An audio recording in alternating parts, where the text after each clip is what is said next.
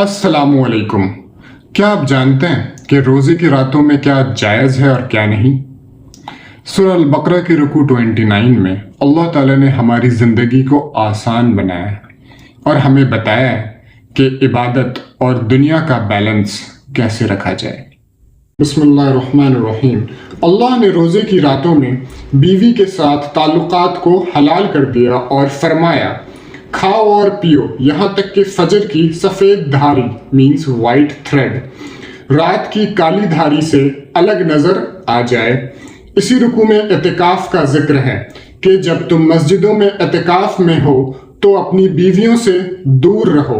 ये अल्लाह की हदूद मीन्स बाउंड्रीज है, इनके करीब भी मत जाओ। इस रुकू का बहुत बड़ा सबक, एक दूसरे का माल नाहक मीन्स रॉन्गफुली मत खाओ। अल्लाह ने मना फरमाया है कि रिश्वत मीन्स ब्राइबरी देकर ऑफिशियल्स के जरिए दूसरों का हक मत मारो।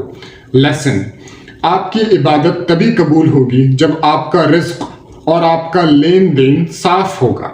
दूसरों का हक मारना अल्लाह के नज़दीक सख्त गुनाह है। इस रुकू का निचोड़ यह है कि अल्लाह ने दीन में आसानी रखी है लेकिन बाउंड्रीज भी बनाई है। लेसन, रात को सुकून और खाना मिलना अल्लाह की नेमत है, मगर दिन में रोज़े की हिफाजत हमारा फ़र्ज़ है और सबसे बढ़कर अपनी कमाई को रिश्वत और हराम से पाक रखें।